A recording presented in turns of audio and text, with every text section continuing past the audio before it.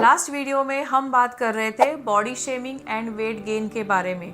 आपने देखा कि ईस्ट्रोजन की कमी की वजह से, हार्मोनल चेंजेस की वजह से, मेटाबॉलिज्म स्लो होने की वजह से आपका कैसे वज़न बढ़ता है एंड कैसे बहुत सारी फीमेल्स बॉडी शेमिंग का शिकार होती है। आज के वीडियो में हम बात करने वाले हैं how to come out of this body shaming and regain your confidence and self esteem. तो चलो शुरू करते हैं आज के वीडियो को। तो body shaming and weight gain this goes hand in hand. अब आप ऐसे तो नहीं सोच सकते कि मैं पहले एक चीज़ करूँगी और फिर दूसरी, नहीं, इन दोनों को हमें साथ में फाइट करना है और साथ में इससे बाहर निकलना है। अब सबसे पहले बात करते हैं slow metabolism and muscle loss की। अगर मेनोपॉज की वजह से मेटाबॉलिज्म स्लो हो गया है, आपका 40s के बाद मसल लॉस हो रहा है, तो ऑब्वियसली आपका वेट बढ़ेगा, फैट्स बढ़ेंगे। तो उससे बाहर आने के लिए क्या करना चाहिए?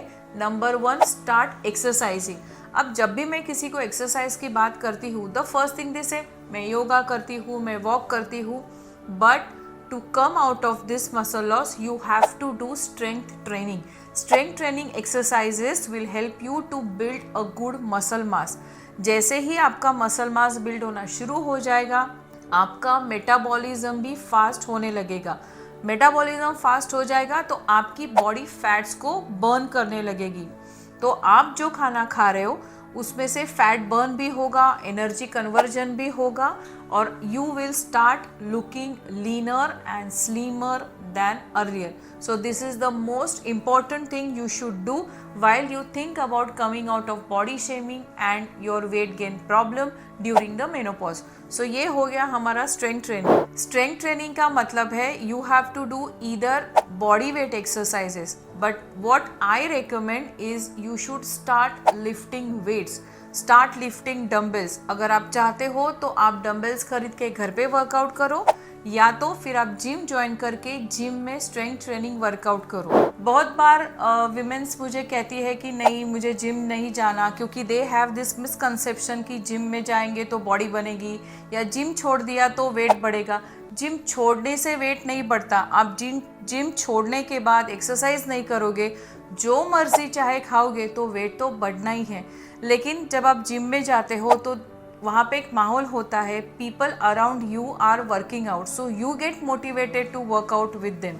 सो again it's your choice, it's your comfort, but the main idea is you have to do strength training if you want to lose fats, gain muscles, improve your metabolism and balance your hormones. Number 2, the most important is diet. अब आपको पता है कि आप menopause की phase में हो, तो ज़रूरी नहीं है कि आप जब 20s या 30s में थे जो जितना खा रहे थे उतना ही आप अभी खाओ। अभी आपको उस तरह से आपकी डाइट को चेंज करना पड़ेगा जिस फेज में आप हो। आप मेनोपॉज में हो तो सबसे पहले इम्पॉर्टेंट है protein, fibres and moderate carbohydrates. You have to focus on eating all type of food groups and including all the macronutrients. Include omega-3 in your diet, which will help you to keep your hormones in balance. Number 3 is sleep. Sleep is the